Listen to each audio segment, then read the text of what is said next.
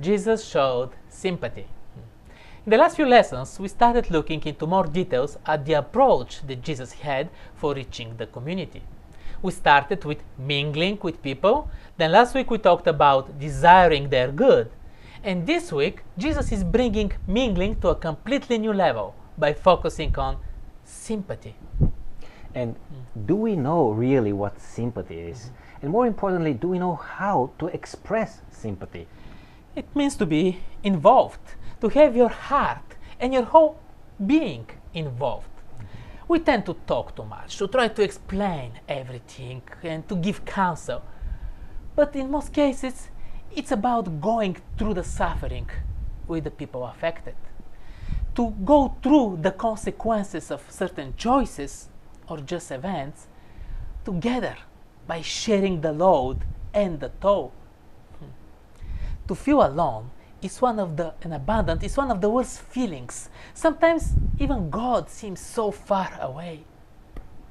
For every reader of the Old Testament, at some point he's been a challenge to wrestle with as to what kind of God do we find there.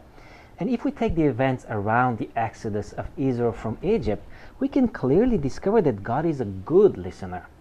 He sees everything that is happening, and eventually he delivers those who actually called his name. So compassion, sympathy, concern is the clear motive for God to remember his covenant with Abraham. Right from the beginning, God put his heart into saving us. His heart has been broken so many times, but he refuses to let go of us. We can't explain how God's mind works, but it's fascinating to see in the Bible how many times he uses language that he changed his mind, or that he decided to support his children even more, even though they clearly showed him that they didn't care, just because of the sympathy he has for us.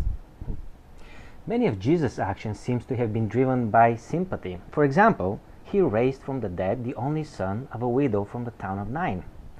And by the way, Jesus was not a woman, nor was he ever a parent, and he could have never been a widow. But he had sympathy. And the lesson says that sympathy is not only a pity, sympathetic sorrow, but it's also empathy, the ability to understand and share the feelings of others. So I have the question, how was Jesus even remotely able to understand the feelings of this widow left with nothing? His immediate decision to bring back to life her son speaks volume. Something must have gone through his mind and his heart that has triggered those actions. Just thinking about the problems of other people and their suffering may be too much, and our natural reaction is to block it or desensitize. Can you imagine what Jesus is going through with each and every one of us? There is so much pain. Yet, as Matthew puts it, Jesus is moved when he sees us in our sufferings. And the lesson brings it to another level when it gives us the definition of compassion. Means to suffer with somebody. And you might ask, what's the benefit of somebody getting into the same trap like the person who is already there?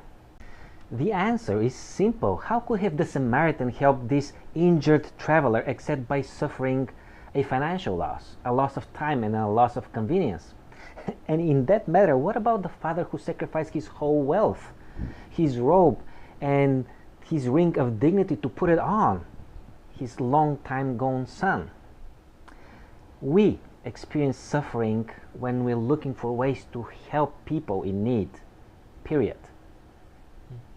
When they saw the man in trouble, the priest and the Levite probably asked themselves, if I help him, what will happen to me? And what the Samaritan probably asked himself is, if I don't help this man, what will happen to him? It's a completely different mentality. It's important to be sensible to what people are going through. The founder of the Salvation Army said, if you can't cry over the city, we can't use you. Have you ever tried to sympathize with somebody Or probably you have tried to comfort someone. Did you have a 100% success? It's not that easy. And the end of the lesson comes up with a list of some useful practical tips that can be helpful for us. We should stop pretending that we know what people are going through. Stop coming up with cliches and stop just saying, I will pray for you.